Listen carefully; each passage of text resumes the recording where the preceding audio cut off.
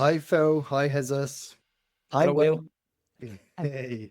This is the very first podcast of 2026, and we wanted to start the conversation off by just kind of taking a reflective look at how we felt 2025 went. Um, and so today we'll be having, starting off with a bit of a reflective discussion. We'll also be talking about what the sales profession is facing in terms of some of the challenges that we ourselves are experiencing at Consalia, but also what we've heard from our clients. And we're also going to be revisiting some of Phil's predictions, which should be hopefully quite insightful there. And then, yes, we'll be spending the majority of this podcast looking ahead at 2026. So yeah, we hope you enjoyed this episode. But to start things off, let's reflect on some of the key highlights of last year. Phil, why don't you start off the discussion?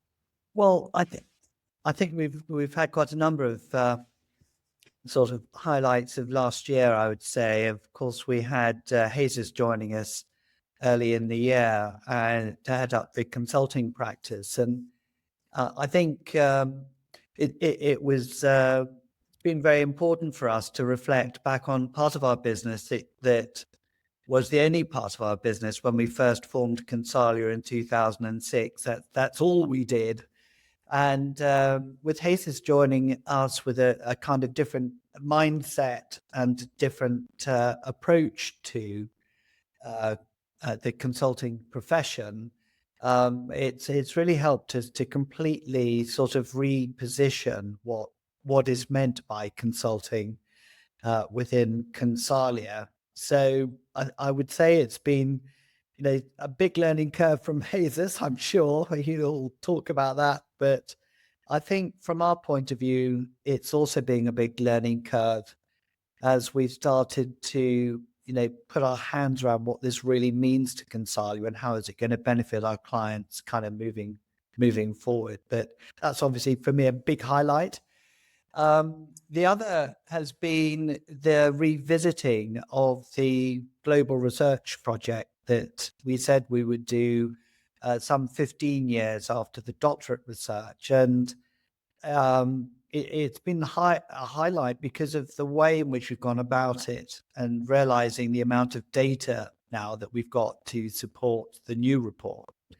And it just shows how far we've moved, I think, since those early days of doing the analysis and trying to define what the mindsets were. We've now got so much more experience of the mindsets, and I'm pretty excited about the nuanced changes that the project sort of surfaced, and announcing it at GST alongside the introduction of Aviso as a strategic partner was just an amazing way to finish, I think, what was quite a challenging year. I mean, this in addition to, the continued amazing success of the academy side of the business, with the numbers of students now electing to come on the BSc program, and but sadly, with the demise of level 7, of course, that we've got our last cohort that started literally in December 2005. So, yeah, I mean, it's forever a changing field that we're having to deal with. But those are some of the highlights. I know there's probably others that we could add, but for me, those three topics, for me, some of the highlights. Yeah, and I think is there's been some major, as you said, Phil, there's been some major shifts in how Consalia operates, which is very exciting. Perhaps, Jesus, you can elaborate on this a bit further. But before we do, just on your last comment, Phil, around the level 6 apprenticeship. So over 200 current students going through a program at the moment. So I think the precise figure is 222. Yeah. But I was looking at all of our students that have enrolled on the program, and Oh, so yes. since day one back in 2017, we've enrolled over 500. I think it's just shy of 600 students from the level 6 B2B sales degree Wow. profession, Yeah. which is a huge achievement and a testament to, Yeah. providing a really well structured, thought out degree apprenticeship for early careers. Yeah. For those starting out in sales, it's massive. I think And yes, as you one of the other highlights, because we just picking up on that, was the lifelong learning kind of approach. And I think we've had our first level 6 students that came on the level 7 program last year as well. So some of those that came on the early stage level 6, maybe in 2020, graduated in 23. We've since seen come on to the level 7, which is the management level master. So, level program that we have. And I know that was a big moment when we recognized in the first cohort of module 1, I can't remember which it was, with the leadership program, that we had our first students that have progressed from level 6 to level 7. Yes. And Jesus, yeah, as Phil rightly mentioned, you joining us, you've really shifted the needle, I think, not least in the Right. way we talk about consulting now at Consalia. I think in the past we had always viewed consulting as sort of bespoke training and development, which we still do, but we've developed this consulting practice as well, leveraging all of your experience. So, Jesus, why don't you say a few words about that as well? Well, I think it has been an amazing year for me in Consalia, where, Consalia comes from being a very trusted and well-positioned business school in sales. And I think through the 25, we've started to do pure consulting in the sense of pure projects that address not just people development, but also people organization, other people, staff, culture, etc., strategy, processes, even technology, right? So I think we've started a journey, which is a journey. It's not something that is we add like another section in the website and then we just start to do projects, right? And it's coming. There are some projects that are now in the pipeline and some others being worked. But the other major thing I think we've advanced as well is trying to understand what is the future and the strategy in terms of AI and technology for Consalia. Because as all the world is evolving very rapidly with AI, we see a lot of education institutions adopting AI in different form factors, from coaching to making more research on papers by the uni. So we see different models, different solutions, and I think we made we've been for many years the thought leadership of sales as a sales business school. So we had to have a standpoint on what is the AI, what is the technology that we should be looking into for the future. And that's the reason why we came back with a partnership with Aviso, which is an amazing AI technology platform, the revenue operations platform that is like an end-to-end and is helping us to accelerate our journey through technology and through AI. Which, by the way, we are developing jointly with them. It's going to be our first sales coaching agent powered by AI from Aviso, right? And sales on and train on sales mindsets from Consalia. So that's going to be something. As you're giving away a lot of what we want to talk about when we're talking about 2026 and looking ahead. Yeah, we given are so some teasers. that I cannot know. Yeah, that's fine. But yeah, we'll certainly explore about it in more in this episode, because it's a really exciting development that we're on at the moment. Yeah. But can I just take us back quickly, if I may, to when we look back at last year and we look at some of the challenges that Consalia faced, and sales as a whole. Phil, do you think it was a good year, a tough year? How would you summarize it? I think last year, for Consalia or for the profession as a whole, or I think both. for Yeah. both. I mean, for Consalia, you know, like so often, you have some, you know, good things, and you have some things that are holding you back a bit. And so, I would say last year was a pretty tough year in some respects. It started off for us quite slowly, but it picked up pace as we got through the year. And so by the time we got through to December, we've ended up in a pretty strong position. But I suppose one is never going to be entirely happy, because you always want to do things a bit better than how you ended up. I think from talking with clients, and maybe the two, you know, our performance and our clients' performance levels are connected in some way. There's still a huge amount of uncertainty, you know, in the global markets, which has made organizations less confident to invest. And that, I think, is a reason why, you know, the hesitancy in the marketplace faced by our clients being confident about the future of their businesses is affecting organizations like us to some extent. I think we've had an incredible sort of wave of AI focus that started the year before last, but also came into this year. And I think what I began to kind of notice as we got through to the back end of the year was this sort of establishing quite what is the role of the human in this sort of AI-led environment in which we're working.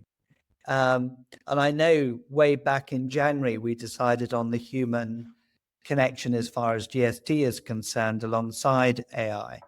But sort of I've sort of noticed a sort of more commentary on the human connection. And I think that this is a reflection of, you know, it's coming out the other side of this great AI wave, you know, that people were almost like startled rabbits in headlights, you know, to begin with, but people kind of, starting to learn more, make sense of how technology is going to help them moving forward, trying to repurpose how humans inside organizations are going to work alongside AI and so on.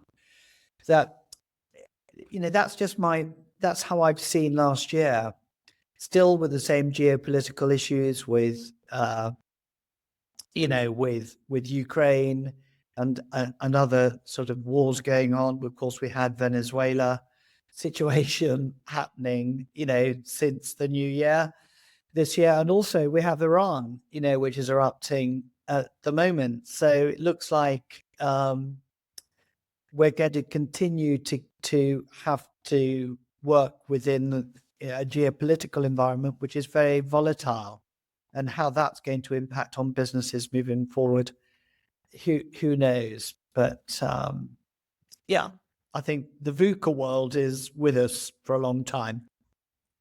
And the VUCA world has been with us for nearly a decade now. Yeah. It's the new, well, it is normal, right? It's just change just so quick, isn't it? Yeah. Exactly. Hezes, what do you think? Well, I think 25 has been a roller coaster, right? That's the best word to describe it, because it's then we have the tariffs, then we don't have the tariffs, then we have the wars in Gaza, in Ukraine. Now we have Venezuela, which is beyond Venezuela, because now people is talking about Cuba, is talking about the oil price, is talking about many things, right? So I think more and more we need to accept that this is the status quo. It's not something exceptional, right? So the roller coaster will continue. 26 will continue. Now Iran, let's see what happens, right? So we need to grow our mindset in a way where we feel confident within the depth of not knowing what's going to happen, right? That's difficult tactically and strategically speaking. In the AI, I think we've seen a big wave, a big change. I mean, we are quite fortunate. One side of me is saying, well, you're very fortunate to be living now with the AI moment, right? The other one is like a bit like, okay, what's the future will look like for our kids or for the, right? So because there are a lot of questions not answered, right? Like how AI is going to be accelerating the change in the labor force. So there's specific roles in sales, in research, right? Is the AI giving return on investment, or the ones that are having return on investment, that there are some, how they are doing it? So I believe there is a wave of, so people at the beginning of 25, there were a lot of people still with excited about the AI and not really embracing it. And at the end of 25, these two groups are changing from, from not embracing to, okay, AI may help me. Let's see, let's investigate, let's test, right? I think we are learning on the journey, and still there are no like consolidated answers to some of the key questions. But I believe that the leaders have started to move, experimenting, trying, etc. Because you need to. There are some things we need to be careful about with AI, but not doing anything on AI probably is not the right thing to do right now, right? So yeah, so I think we see as well some, in terms of clients, we see that people want faster service, whatever it is, consulting, education, technology, and they're looking for measurable results, right? So everyone wants to measure what is the ROI of doing this or doing X or doing Y. We see that AI is impacting heavily in education, in coaching, and many other topics. I still believe that our sales mindsets, our approach to the human element is very important. And when I hear about AI, and we hear a lot between a lot of experts, the human element and things like reflective practice and things like that are more and more increasingly important, right? So I believe that we need to find our place within the AI, and the AI has to find a place into the human world and see how we can play together. It's a teamwork, I think. Yeah. So, I mean, it sounds like a lot of the challenges that we described of last year are going to be carried on into 2026, which, so we should be very adept then at dealing with these sort of challenges. And we have developed our thinking to an extent than where we were before. But I think, going back to Phil, maybe what you were saying at the start when you were painting the picture of a macro environment, still a lot of uncertainty in the world, a lot of disruption in the world. There's been quite stagnant economic growth as well. I want to say in the UK, and I think all of this just paints an environment which makes it difficult for clients to make big and bold investment decisions into certain areas, into certain, in directions they want to take their organizations. And I know that we've had this debate internally when it comes to the practical, considering the, the rate of change with the advent of AI, as you were describing, the unpredictability of kind of the economic landscape, perhaps lack of growth.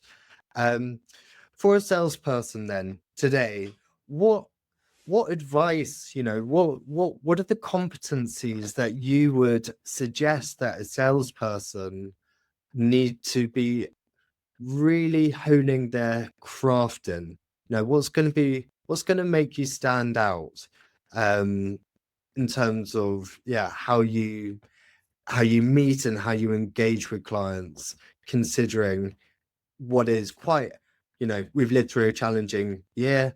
Just like 2026, we might be living through another challenging year. What advice, what practical tips would you suggest? Do you want me to take You may take it. Jesus, it's an open question to both of you. Yeah, well, I'm happy to go after Phil.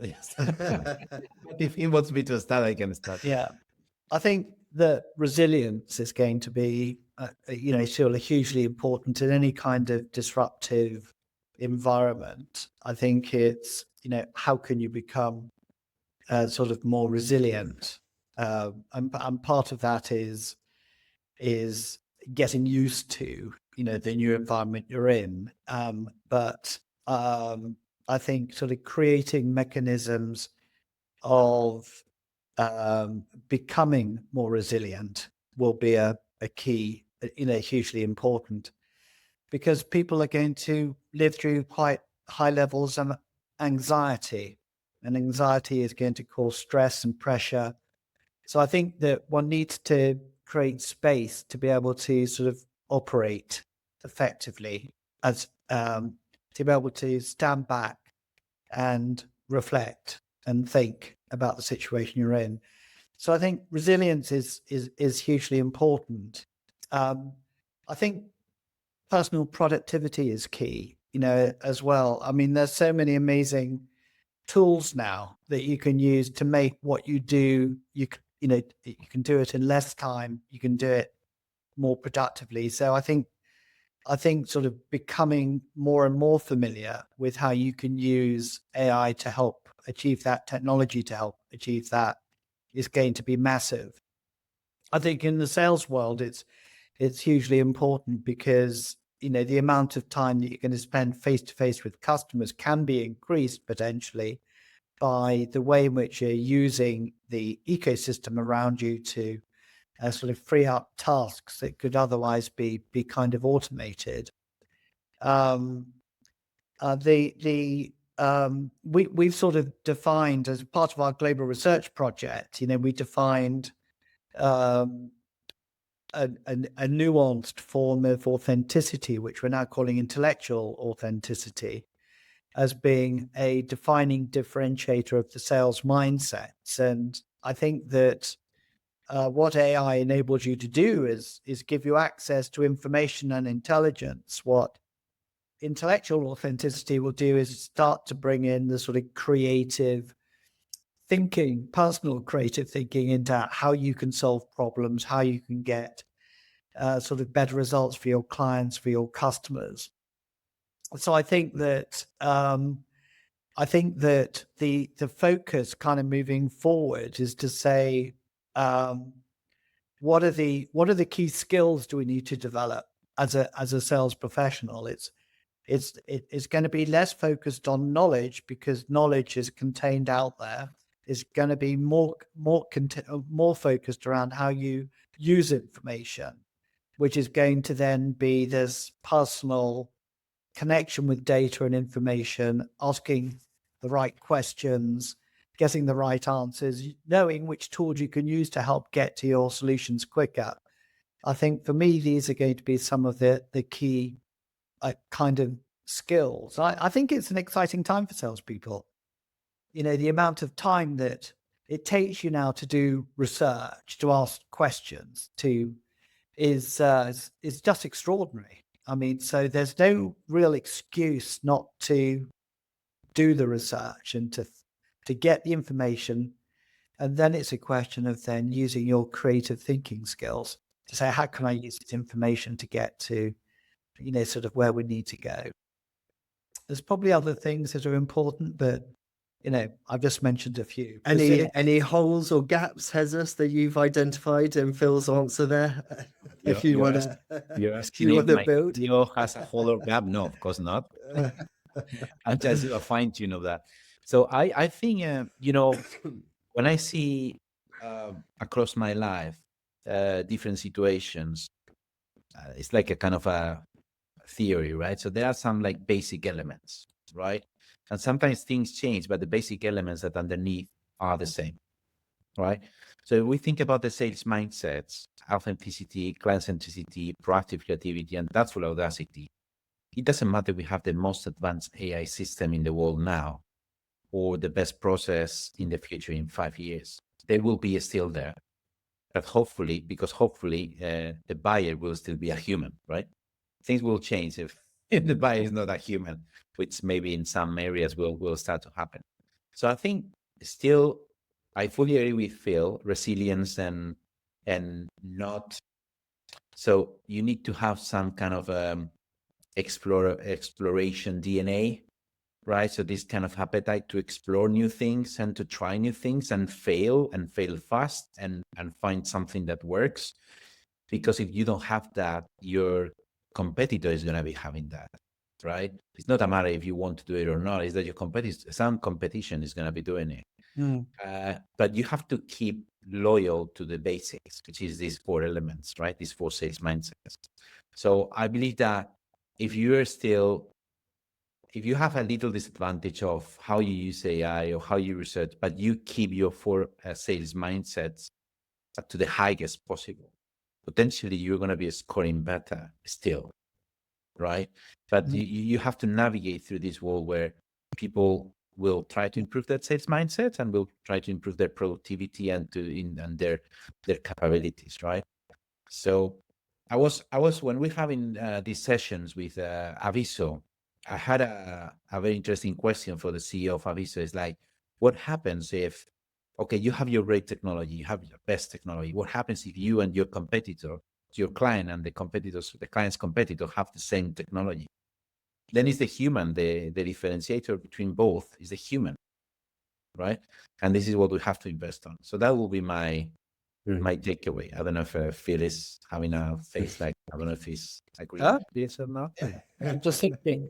I saw it when I was in Accenture. Every 2 years, they change in the strategy practice, they change the framework. Yeah. Right? Every 2 years. But as you are getting more senior, you get to recognize that the basic elements of the framework is the same. It's just some kind of marketing thing, right? So I see the AI and the technology.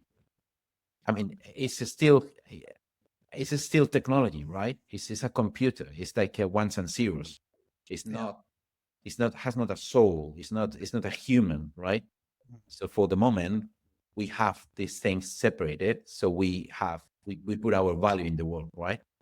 Well, there are a lot of theories when the AGI and the super AGI will be, but it's not achieved yet. So forget about that. It will come, but it's not for the next 2, 3, 4 years, right? So let's focus on the human element and how to make it really differential. Because at the end, yes, today's Aviso, maybe the competitor has Aviso or another tool. So maybe people will have like very advanced research, AI power, blah, blah, blah. But at the end, the differentiation factor is the human. Yeah. I think, just going back to my question, which is like, what are the different, I guess, how can you convince a client to buy in this world that is where it's quite challenging, right? And yes, efficiency, productivity, all of this hugely matters. The human differentiation hugely matters. But from what I've experienced with our clients is constantly referring back to this need of ROI, which is what you mentioned, Jesus, earlier as well. It seems to me that there are more people taking in an interest of, okay, if we are investing in leadership development, what's going to be the ROI on that? So for Consalia, and that can be quite a challenging thing to prove. So the focus is on leadership development. So you want them to develop those knowledge, skills, and behaviors in order to unlock potential of their sales team. And so you need to try and develop a sort of ROI playbook almost to say that if we train this person on all these competencies, then you should see an uplift in sales. And I think that's something that time and time again, we're being asked, like, how do we prove the ROI? And again, I think people are wanting results. They want them quickly. They want quite sharp interactions. But yeah, and to be able to prove the value to the CFO, that is just something that I recognize over the course of last year and I think we're moving in this year. Before talking about the ROI, it's like the leading and lagging indicators, right? So everything starts with the needs and the understanding of the needs of the customer. And I think Phil was saying a few weeks ago something like one of the major problems that the sales professionals have is that they don't listen. Simply like that, right? And I think it's like sometimes sales professionals come to sell their product instead of listening about the needs, the real needs of the customer. So when you hear the needs and understand the needs completely, then you go back to your company and try to get a solution that responds to their needs. Is when you maximize the potential ROI of whatever you're selling, right? Yeah. But I think we should start back, not just thinking about how you measure ROI. There are measures, there are potential. They will take some time because we are talking about changing people, not changing like a system or something like that. But I think we need to step back to what is this kind of needs requirements, no, Phil? Well, again, coming back to the global research project that we did, I think less than 30% of people are selling in a way that buyers want. And a lot of the reasons for the low figure is to do with relevance, listening, understanding the buyer's needs, being client-centric, not supplier-centric. Things that we've uncovered sort of over the years. But of course, when economic times get tough, the financial component becomes more important, which is, I think, point Will you are kind of making, is that having this commercial acumen is going to perhaps raise up a few bars. So when you are doing the listening, when you're doing the qualification, you've got an eye on this. How am I going to quantify and measure, through our solution, the benefit? And that comes back to, again, asking the right questions. From my experience, quite relatively few salespeople really understand how to put ROI sort of arguments together. They don't understand concepts of internal rate of return, for example. So this is clearly an important skill, perhaps elevated, because of the situation we're in.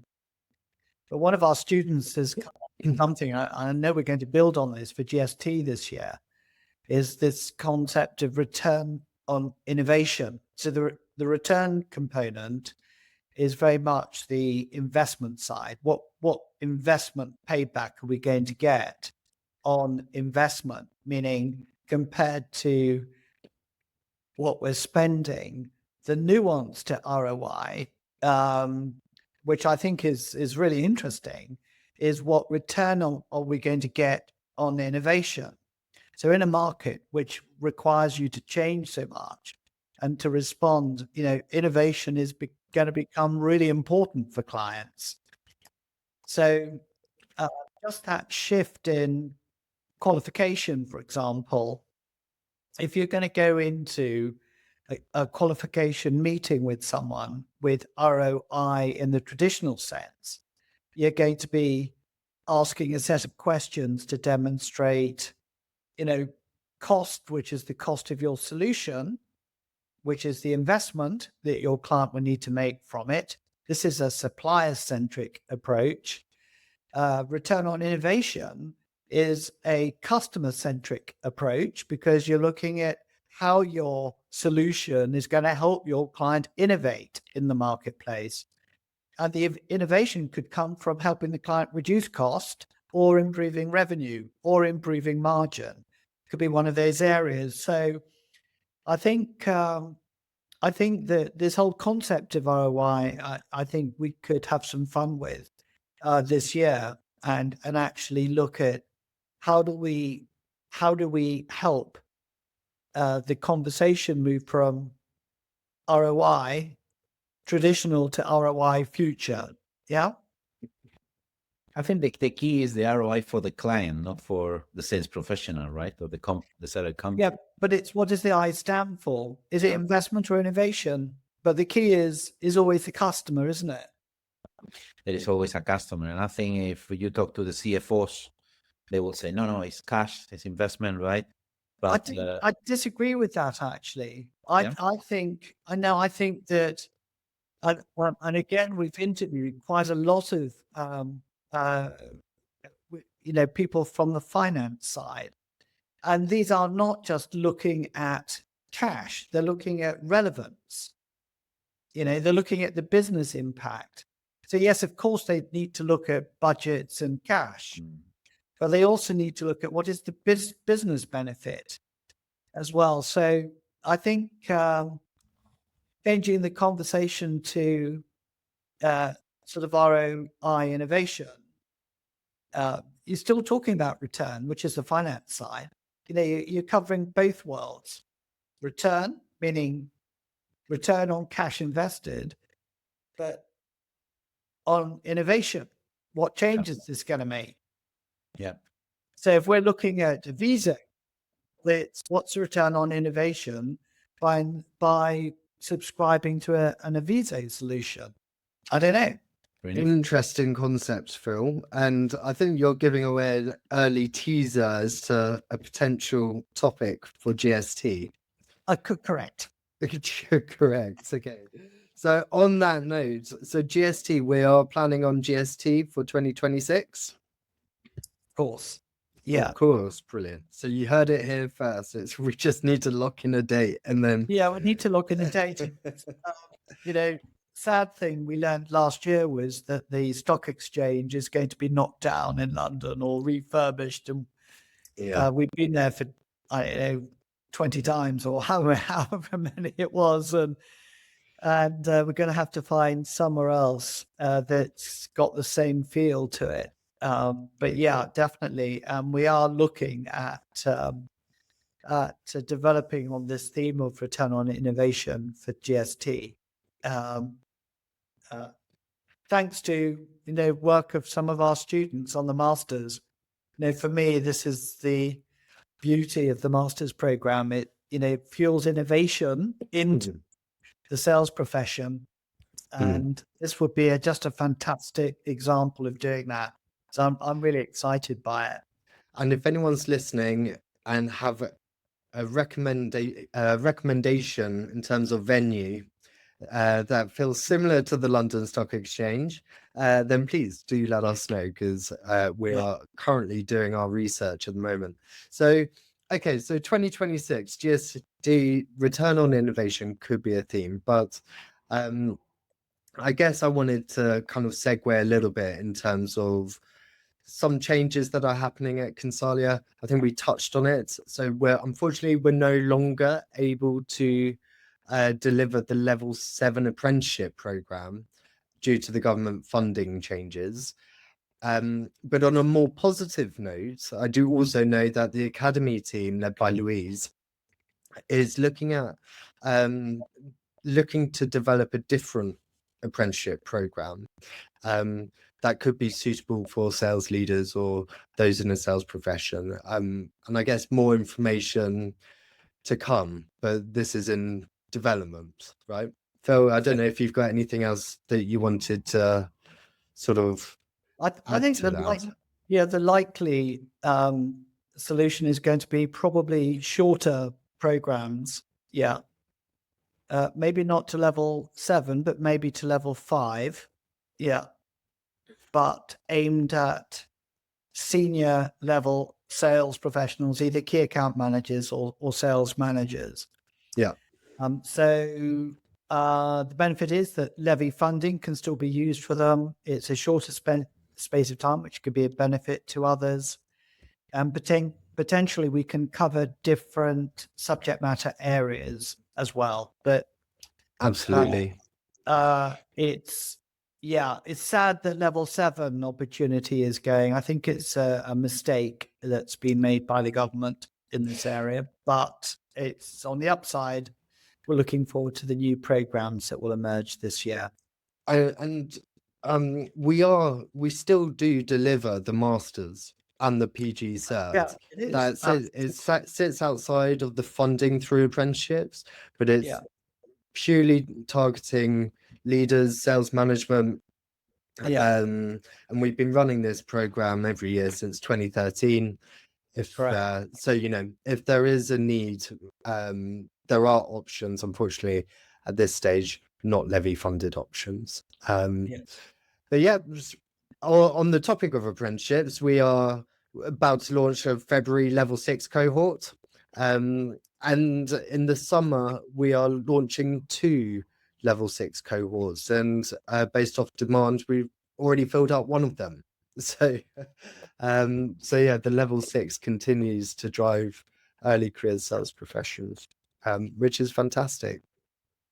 But I guess the question now is really over to Hedzis, I think, which is, when you're looking at the year ahead, what are your sort of areas of focus? You've spoken a lot about Aviso. I know there's some exciting developments on the horizon, but yeah, maybe you could touch base on that. Yeah, I would say that what we see from a lot of conversations with customers is that more companies are starting to use software as a service, AI-powered tools like Aviso, right? So there is a shift to keep pace with the competition. Some of the companies are trying to somehow develop some in-house AI-powered solutions. So they are very specific and tailor-made. I think this could represent a disadvantage on the long run. But the long story short, sorry, I was saying that. It's like the long story short is that we see a shift in companies that are using traditionally Salesforce, Microsoft Dynamics, or even in the HR space, like success factors, right? It's not just a sales wave that we are saying how to embed AI power capabilities into their solutions. So for us, the focus is going to be continue working with Aviso. I can say that there are 2 large companies, European, that are about to start a pilot very soon. And pilot means, yes, it's a technical pilot, but before jumping into the technical pilot, we need to, as a consultancy, as a sales consultancy, including pure consulting plus also education, we need to help those companies to get ready for that moment, right? Because some of them are not ready in whatever kind of feature, right, or kind of area. So we are working quite hard to create joint opportunities with Aviso through the technology of Aviso, but also jumping into how to adapt the Salesforce and the team and the organization, the culture to this new change where it's meant to be a hybrid work, where some of the tasks will be given by the AI, some of the tasks will be still on the human element, and empowering or increasing the time in front of customers, as Phil was teasing before, right? We think that the AI is going to be helping on repetitive tasks, complex multidisciplinary research and preparation, coaching, real-time AI advisor will be probably the core focus for 2026. I don't see fully autonomous agents being deployed at scale yet, right? I think this is something that will require much more than 1 year. And as I say, this hybrid process, it will touch all the elements. It will touch the strategy, it will touch the processes, the people, and the technology. So that's where we see us working on. In terms of government and regulation, we see that there is a big progress on, now the governments are accelerating. We have a new European Union AI Act, and I think the UK is following the same way as well. So I think we will start to see more of this, which means that the industry and the use of AI sales is going to be towards an standardization, right? So that's going to happen as well. So I think this is going to be our core focus. We are going to be, as we teased on the global sales transformation event in November last year, we are working very hard to get our first AI-powered solution ready, which is its coaching agent trained on the sales mindsets under Aviso technology. And we hope that we are potentially launching this agent in Q2 this year. So and we will prepare some private events, inviting potential customers or leads that might be interested on seeing the solution firsthand, right? So you will know more about that very soon. And I think this is going to be probably our core focus for the next months, Will. Yeah. Well, it's hugely exciting, not least to get involved in terms of how organizations position AI for their sales team. And a platform like Aviso can influence everyone's role from a CFO all the way to kind of a frontline salesperson, to improve for what you were talking about, productivity. Efficiency and effectiveness are the things that I hear a lot when I hear Aviso being described. But it's really changing the conversations that I think we're having, Jesus. And I think that's really is really interesting.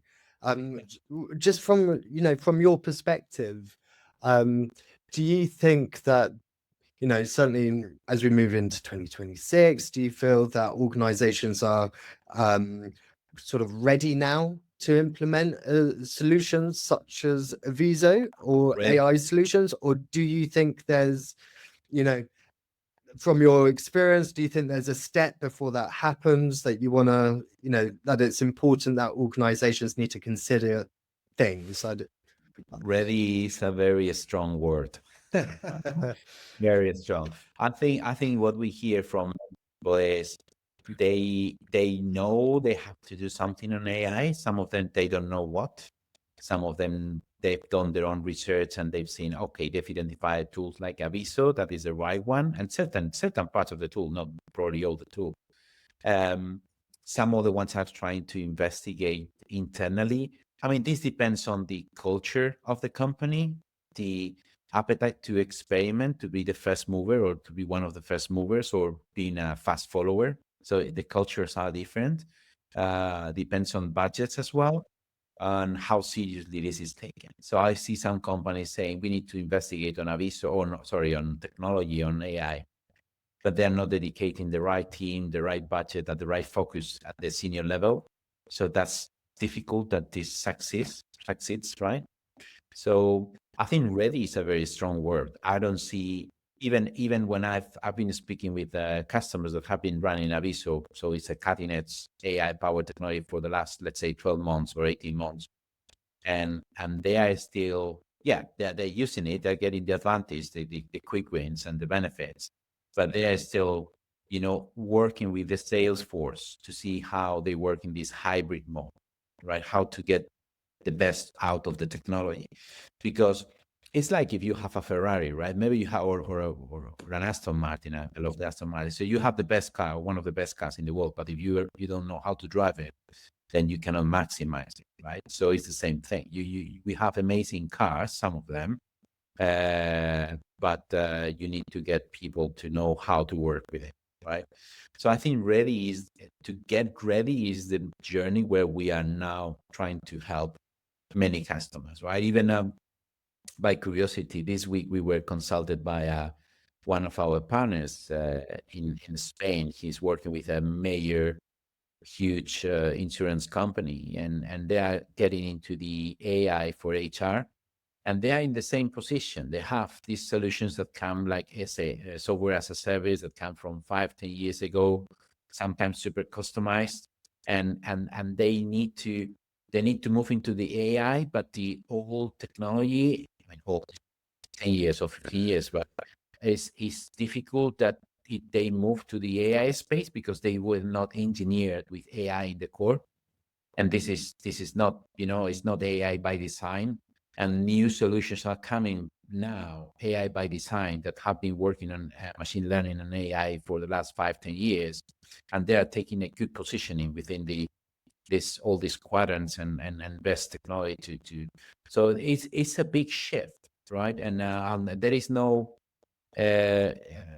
single golden solution response to what to do when you have a challenge, right? So that's the reason why it's a lot of try and fail, try and succeed, and I think we should, of course, in a controlled environment, but we should get more into this, which is very very very aligned to this book and roller coaster description we were talking about before, right?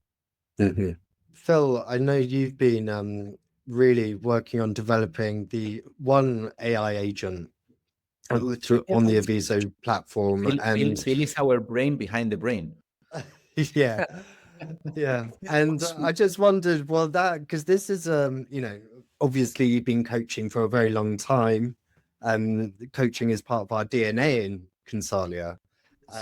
To now see an AI agent that can coach and is, being trained by you at the moment. How's that whole experience been? And, what's your takeaways from it? And, any kind of insights you're willing to share? Well, first of all, if you'd asked me in January last year, would I be coaching an AI agent, on Consalia Mindsets, it just wasn't on the radar, was it? I mean, we had been talking about the Consalia brain at an early stage, and it's accelerated fast with this, with the relationship with Aviso, and thanks to Arthur Zilberman for facilitating that. One of the long-time supporters of Consalia, and also the initiatives that Jesus has taken in this area.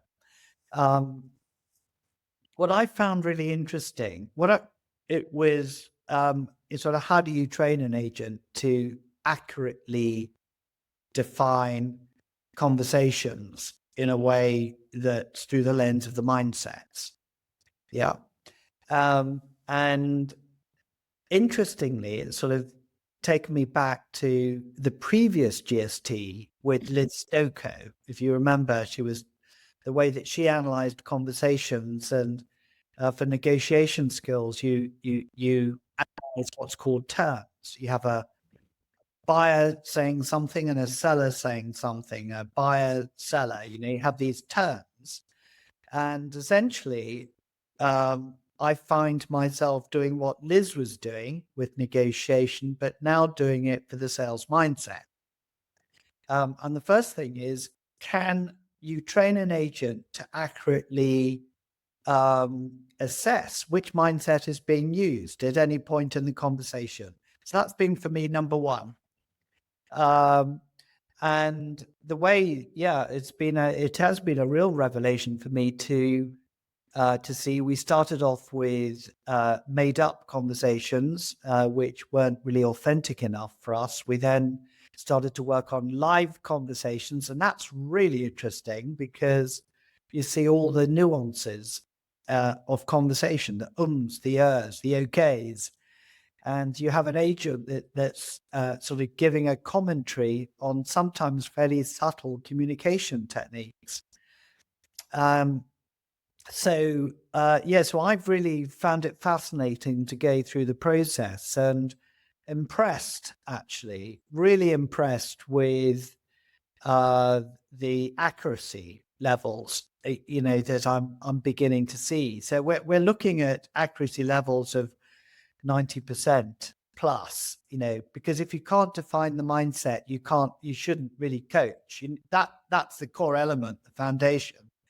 So yes, I've been working a bit with Libby as well, our lead designer, on sort of looking at what the agent says, comparing it to what we think is appropriate, and getting towards that 90 figure. Not quite there yet, but it's been an absolute, it's been really interesting to work with the tech guys in India on this, and I hope very soon we'll get to a point where we're comfortable enough with the accuracy, and then it's going to be, well, how can you then take that analysis in a coaching sense and sort of create sort of coaching interventions? I think we're pretty much there.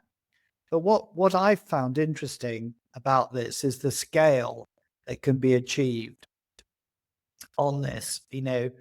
Typically we may get involved in coaching, just snippets of interventions, typically on large deals, because otherwise, clients of ours won't ask us to do a coaching intervention around the mindsets. But, working with customer success teams, as was mentioned by Jesus, I think earlier on, you literally have got thousands of conversations taking place every single week, every day with clients sometimes, and you're able to get an idea of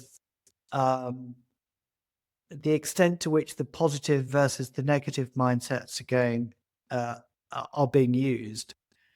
And that's going to give you the chance to coach, but also to refine the mindsets, to get data about, what's the correlation between the mindsets that we see our customer success teams are using and retention and ROI. There's so much stuff that will come from it that I'm really, really excited about. And I think that this is going to be a huge step in the evolution of the kind of products that we, the way our intellectual property is being able now to be used in coaching and performance. So it's incredibly exciting. I think I've enjoyed this journey a lot, looking into Phil's perception about how the technology was evolving, right? And I think on one of the last, because, in AI, there are two key elements. One is data and structured data, and the other one is the training, right? So if you get more training, you get more accuracy and better, right? So I've seen a change in some of the Phil's feedback when he starts to feel better with the technology. So a question to you, Phil: do you think we will get like a PhD grade? So can we just graduate the agent on a PhD for sales mindsets? Do you think we will arrive to that point? Well, we did jokingly talk about whether or not we could put an agent through our master's program, and get a qualification. It may be that we'll get to that stage at some point in time, but we could get. That's an interesting one. I haven't quite got there yet, but I think for us, we've always been kind of driven by does it work? And this is what's taken us into the sales education space so strongly. And I think that philosophy that we have carried through to the training of the AI agent, I think I'm beginning to see the benefits of it. It's the reason why I personally got so involved in this project, because I wanted to see it myself, being used. Yeah, we are in the final stages of development. It has been amazing. I mean, one of the most intense part of the development is, as you may imagine, the training of the agent, right? To make the brain and work properly.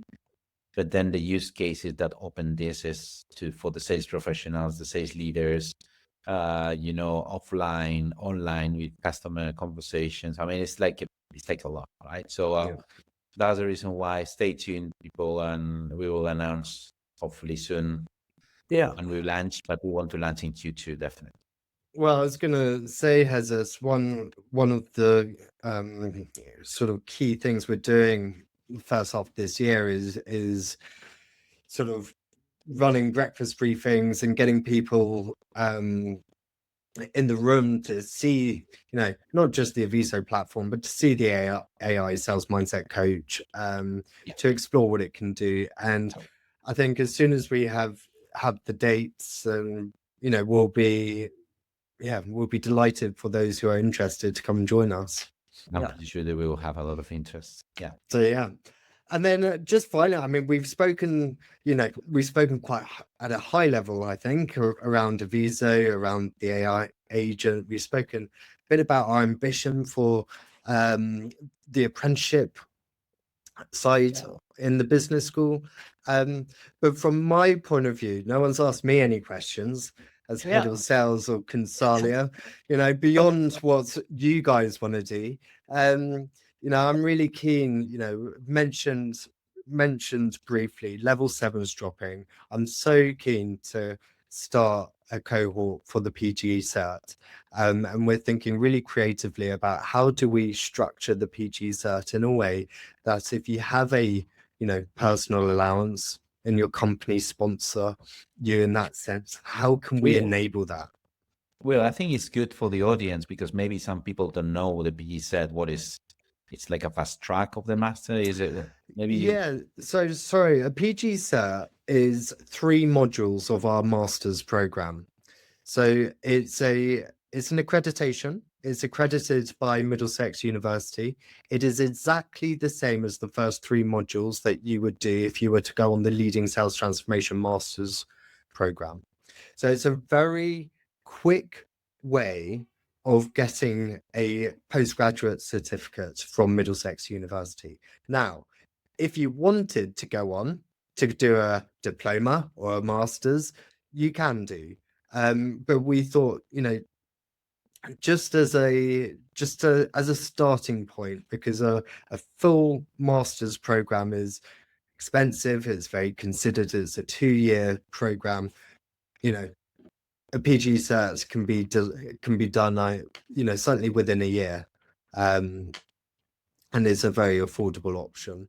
So it's something that I'm really keen to get going this year. We still are going to be delivering our exec masters programs as well. So we deliver 1 cohort per year. So we're adding to that. And then, of course, our bespoke, what we had traditionally called consultancy. Our bespoke training is something that I'm, coming into 2026, I'm very excited about. As we look at, the pipeline, I think we've developed something like 5 times as much pipe as we did the previous year. So I'm hoping that means that 2026 is going to be a good year for Consalia. But as we know, things do change, and we should expect change and, plan accordingly. But some of the projects that we have already closed in January, Phil, I'm sure you're happy to hear that, takes us into slightly new areas, and it's going to provide a source of innovation for us. And so, yeah, very excited about that too. Yeah, I think on the adding 2 cents on the PE cert and the masters, because we have customers from many places in the world, right? It's not just UK, and some of the That's customers right. doing the SAP or the PE certs are from Germany, from different countries. So yeah, I invite everyone to just look into it, right? Because it's something that, as Will is saying, is accreditation by a uni, gets the 3 initial modules from the masters. You can pay, and time consuming is much less than a master. So you get all the benefits, right? There's another thing that sort of underpinning the PG cert and the masters is publications. And over the years, we've had various of our students contribute to the sales profession by having work published in books and sometimes in academic papers. But something that we are doing in partnership with our Korean partner is launching a new journal. And this is quite big in the world of sales, mainly within the academic community, but it's going to lead to more research, is that we've just received from the British Library the legal context, if you like, the number that's given to the academic journal to be able to launch it. So this year will be the launch of a new journal of international sales management. And it's going to be an opportunity for our students to have their work published academically if they want to. But it means that the PhD students that are going to come through, mainly our Korean partners studying sales, have a distinct publication to have their PhD projects published in the paper as well. So, yeah, it's another small step, I guess, in this whole vision that we have of helping to professionalize sales, which I'm very excited about, and have to thank the Institute of Sales Professionals also for supporting this concept as well. But more on that launch will happen probably at the end of Q1 into Q2. Fantastic. Okay, well, on that note, and I'm conscious of time, it's over the hour. We try and keep these episodes to an hour. Thank you so much, Jesus. Thank you so much, Phil. Let's see how this year goes. I'm sure we'll check in halfway through. We will. Thank you very much, Will. Thank you. Cheers. Bye.